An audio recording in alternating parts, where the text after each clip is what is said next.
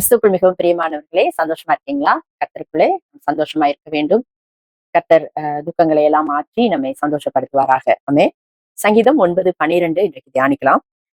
இரத்த பழிகளை குறித்து அவர் விசாரணை செய்யும் போது அவைகளை நினைக்கிறார். சிறுமைப்பட்டவர்களுடைய கூப்பிடுதலை மறவார். அல்லேலூயா. அப்ப இரத்த பழிகளை குறித்து கர்த்தர் என்ன செய்யறாங்களாம்? விசாரணை செய்கிறாங்க. நம்முடைய தேசத்துல எடுத்து எடுத்து பாத்தீங்க அப்படின்னா, அநேக இரத்த பழிகள் நம்முடைய தேசத்திலே இருக்கு. ஆளுகை செய்தவர்கள், அரசர்கள் ஆண்ட காலங்கள். ஈவன் முன்னோர்கள் பாத்தீங்கன்னா, நம்ம ஊர்ல நிறைய காரியங்கள் உண்டு. சிறு பிள்ளை, பிறந்த பெண் குழந்தையை அது பெண் குழந்தையாக இருந்தால், அதை வந்து என்ன செய்யறது, நெல் மணியை கொடுத்து கொலை செய்வது, கள்ளிப்பால் ஊற்றி கொலை செய்வது. பெரியவர்கள் வயதான காலத்திலே அவங்கள பார்க்க முடியல அப்படின்னு சொல்லி அவங்கள வந்து பெரிய அந்த புழுக்கைன்னு சொல்லுவாங்க, அதற்குள்ளே போட்டு உயிரோட கூட உள்ளே போட்டு விடுவது. இப்போது கூட இன்னும் கிராமங்களிலே பலவிதமான பழக்கங்கள் இருக்கிறது. அதிகாலையில வயதானவர்களுக்கு குளிர்ந்த தண்ணீரை தலைக்கு ஊற்றுவது. இதெல்லாம் வந்து பாத்தீங்க அப்படின்னா, இதற்கு வந்து பல காரியங்களை காரணமாக சொன்னாலும், பிரியமானவர்களே, இதெல்லாம் இரத்த பழி. ஒரு உயிர், அந்த உயிர் வந்து எப்போது போக வேண்டும் என்பது படைத்த கடவுளுடைய கரத்திலே இருக்கிறது. அதை எடுப்பதற்கான அதிகாரம் எந்த மனிதனுக்கோ எந்த மனுஷிக்கோ கிடையாது. வயிற்றிலே கருவிலே இருக்கக்கூடிய அந்த கருவினை கலைப்பது எல்லாம் கூட இரத்த பழி. பிரியமானவர்களே, அப்ப இரத்த பழிகளை குறித்து என்ன செய்யறாராம்? கர்த்தர் விசாரணை செய்கிறார். விசாரணை செய்யும் போது அவைகளை நினைக்கிறார். சிறுமைப்பட்டவர்களுடைய கூப்பிடுதலை மறவார். எவைகளை நினைக்கிறார்? தான் நீதி உள்ளவர் என்பதை நினைக்கிறார். அப்ப ஏன் நம்ம நினைக்கிறோம் இல்லையா, ஏன் வந்து ஒரு குழந்தை பிறக்கும் போதே அதற்கு கண் இல்ல, அல்லது கை கால் ஊனமாக பிறக்கிறது, இதற்கெல்லாம் என்ன காரணம்? அந்த குழந்தை என்ன பாவம் செஞ்சது அப்படின்னு கேட்போம். பிரியமானவர்களே, இதைத்தான் சீஷர்கள் பிறவியிலேயே பார்வையற்ற ஒரு மனிதனை குறித்து ஆண்டவரிடத்துல கேட்டாங்க. யோவான் எழுதிய நற்செய்தி நூல் 9ஆம் அதிகாரம் 1 வசனத்துல இருந்து வாசிக்கிறேன். அவர் அப்புறம் போகையில் பிறவி குருடனாகி ஒரு மனுஷனை கண்டார். அப்பொழுது அவருடைய சீஷர்கள் அவரை நோக்கி, ரபி, இவன் குருடனாய் பிறந்தது யார் செய்த பாவம்? இவன் செய்த பாவமோ, இவனை பெற்றவர்கள் செய்த பாவமோ என்று கேட்டார்கள். இயேசு பிரதியுத்தரமாக, அது இவன் செய்த பாவம் அல்ல, இவனை பெற்றவர்கள் செய்த பாவம் அல்ல, தேவனுடைய கிரியைகள் இவனிடத்தில் வெளிப்படும் பொருட்டை இப்படி பிறந்தான். அல்லேலூயா. பிரியமானவர்களே, அப்படி என்றால் ஆண்டவர் இரத்த பழிகளை குறித்து விசாரணை செய்கிறவர் என்பது உண்மைதான். பெற்றவர்கள் அல்லது முன்னோர்கள் செய்த பாவம், அதனால் பின்தொடர்கிற சாபத்தின் காரணமாகவும் இப்படிப்பட்ட பிறப்புகள், இப்படிப்பட்ட பிரச்சனைகள், பலவிதமான போராட்டங்கள் குடும்பங்களிலே ஏற்படுகிறது என்பதும் நிஜம்தான் வேதத்தின்படி. அதே நேரத்திலே கர்த்தருடைய தேவனுடைய கிரியைகள் இவனிடத்திலே வெளிப்படும் பொருட்டு இப்படி பிறந்தான். அப்ப அது வரைக்கும் அவன் சில கஷ்டங்களை அவன் அனுபவித்தான். அதே போலதான் 12 வருடமாய் பெரும்பாடுள்ள ஒரு ஸ்திரீயை குறித்து நம்ம பார்க்கிறோம். எவ்வளவு பயங்கரம்ல. நீங்க அந்த சோசன் என்கின்ற சீரியல்ல அந்த பெண் குணமடைந்த காட்சியை நீங்க போய் யூடியூப்ல பாத்தீங்க அப்படின்னா, அவள் அந்த பெரும்பாடி நிமித்தமாக அந்த 12 வருடம் தொடர்ந்து ரத்தப்போக்கு, எவ்வளவு பயங்கரமான ஒரு பயங்கரமான ஒரு அந்த ஊரே அவளை பார்த்து கேலி செய்திருக்கும். ஊரே அவளை தள்ளி வைத்தது. எவ்வளவு போராட்டம், எவ்வளவு பயங்கரம். பிரியமானவர்களே, அந்த 12 வருடங்கள் என்ன பாடுபட்டிருப்பார்.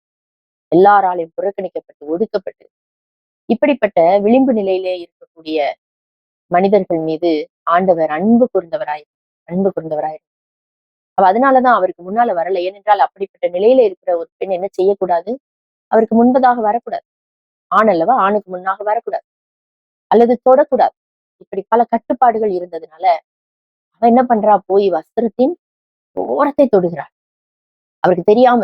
அவளோட நிலைப்பாடு என்ன அப்படின்னு கேட்டீங்கன்னா, அவ தொட்டது தெரிஞ்சா அவ்வளவுதான், எல்லாரும் அவ மேல பாஞ்சிருவாங்க. நீ எப்படி வந்து அவரை தொடலாம் அப்படின்னு சொல்லிடுவாங்க. அதனால யாரும் அறியாமல் ரகசியமா ஒரு ஒரு அற்புதத்தை பெற்றுக்கொண்டு விடலாம் என்று நினைத்தாள். என்ன ஒரு விசுவாசம் இல்ல. அது தொட்ட மாத்திரத்துல அவளுடைய உதிரத்தின் போக்கு நின்று போயிடுச்சு. ஆண்டவர் கேட்கிறாங்க, யார் என்ன தொட்டது? யாரு? நம்ம சீஷர்கள் சொல்றாங்க, என்ன ஆண்டவரே, இவ்வளவு கூட்டம் உங்களை நெருக்கி கொண்டு இருக்கிறது. ஏன்னா எல்லாரும் அவர் மேலதான் விழுந்துட்டு இருக்காங்க. அப்படி பயங்கரமான ஒரு கூட்டம் ஆண்டவராய் இயேசு கிறிஸ்துவை பார்ப்பதற்கும் அவரை தொடுவதற்கும் அவருடைய கரத்தினாலே விடுதலை பெற்றுக் கொள்வதற்கும் கூட்டம் அலைமோதுகிறது. எல்லாம் அவர் மேல வந்து விழுறாங்க. நிழல் அவர் நடந்து போனார் எல்லா இடங்களுக்கும். தன் கால்களினால் நடந்து நடந்து போய் ஊழியம் செய்தார். பிரியமானவர்களே, அப்படிதான் அவர் நடந்து போய் கொண்டிருந்த போதுதான் அன்று அந்த பெண் என்ன செய்றா? அவரை தொடுகிறாள். ஆமென். அவரை தொட்ட போது உடனடியாய் அவரிலிருந்து வல்லமை வெளிப்பட்டது. ஆண்டு சொல்றாங்க, யார் என்னை தொட்டது? நடுங்கி போய் முன்னால வந்து விடுறான். தான் மறைந்திருக்கவில்லை. தான் மறைந்திருக்க முடியாது என்பதை அறிந்தவன். நடந்ததை சொன்ன உடனே சொல்றா, உதரத்தின் ஊரல் நின்று போயிற்று. ஆமென். அல்லேலூயா. பிரியமானவர்களே, இன்றைக்கு இரத்த பழிகள் உங்க குடும்பத்துல இருக்கலாம். சாபங்கள் இருக்கலாம். பாவங்கள் இருக்கலாம். அல்லது கர்த்தருடைய மகிமை வெளிப்படும்படியாக உங்களுடைய வாழ்க்கையில் சில பிரச்சனைகள் இருக்கலாம். போராட்டங்கள் இருக்கலாம். இப்போது கர்த்தர் உங்களை விடுவிக்கிறார். நீங்க செய்ய வேண்டியதெல்லாம் அவர் மீது விசுவாசம் உடையவர்களாய் இருப்பதுதான். ஆமென். நிச்சயமாகவே முடிவு உண்டு. என் நம்பிக்கை வீண் போகாது. கர்த்தர் இந்த நாளிலே எனக்கு விடுதலை தருகிறார் என்று நீங்கள் விசுவாசித்தீர்கள் என்றால், நீங்கள் விசுவாசித்தால் தேவ மகிமையை காண்பீர்கள். ஆமென். நாம் ஜெபிப்போம். ஒரு தாய் தேற்றுவது போல் என் நேசர் தேற்றுவார். ஒரு தாய் தேற்றுவது போல் என் நேசர் தேற்றுவார். ஹalleluya, ஹalleluya, ஹalleluya, ஹalleluya. ஒருபோதும் கைவிடார், ஒரு நாளும் விலகிடார். ஒருபோதும் கைவிடார், ஒரு நாளும் விலகிடார். ஒரு தாய் தேற்றுவது போல் என் நேசர் தேற்றுவார். ஹalleluya, ஹalleluya, ஹalleluya, ஹalleluya. ஆண்டவரே, ஆண்டவரை பார்த்து சொல்லுங்க. ஆண்டவரே, என்ன தேற்றுங்க, என்ன ஆற்றுங்க. ஆண்டவரே, இந்த வியாதியில இருந்து எனக்கு விடுதலை கொடுங்க. இந்த கடன் பிரச்சனையில இருந்து எனக்கு விடுதலை கொடுங்க. வருமானம் இல்லையே வருமானம் கொடுங்க. பணம் இல்லையே பணம் கொடுங்க. பொருள் இல்லையே பொருள் கொடுங்க. வேலை இல்லையே வேலை கொடுங்க. தொழில் இல்லையே பிசினஸ் ஒண்ணுமே இல்லையே பிசினஸ் கொடுங்க. கிளைண்ட்ஸ கூட்டிட்டு வாங்க. வாடிக்கையாளர்களை கூட்டிட்டு வாங்க.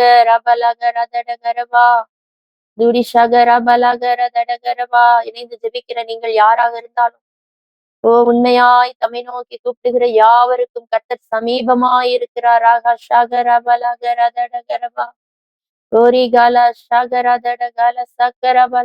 ஆண்டவரே, என்ன விடுவீங்க அப்பா, என்ன விடுவீங்க. கேளுங்க அப்பா, என்ன விடுவீங்க. இந்த பயங்கரமான சூழ்நிலையிலிருந்து என் தகப்பனனை விடுவிப்பீராக என்று யார் கர்த்தரை நோக்கி கூப்பிட்டாலும் இந்த வேளையிலே கர்த்தர் விடுவிக்கிறார். ராக சகமாசிய மகாதோவோ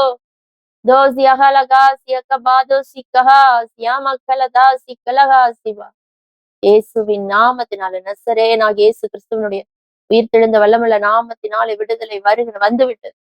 கர்த்தர் விடுவித்து விட்டார். கர்த்தரே விடுவித்து விட்டார். கர்த்தரே விடுவித்து விட்டார். கரங்களை தட்டி ஆண்டவருக்கு நன்றி சொல்லுங்க. நன்றி அப்பா, நன்றி அப்பா. சீக்கிரத்திலே சாட்சிகளை நாங்கள் கேட்க போகிறபடினாலும் எல்லா துதியும் எல்லா கனமும் எல்லா மகிமையும் செலுத்துகிறோம். மீட்பெரும் இரட்சகருமாய் இருக்கிற எங்கள் ஆண்டவர் இயேசு கிறிஸ்துவின் மூலமாய் ஜெபித்திருக்கிறோம். ஜெபம் கேளும் பதில் தாரும். நல்ல பரிசுத்த ஜீவனுள்ள ஜீவன் தந்த பிதாவே. ஆமென். God bless you. Have an excellent day.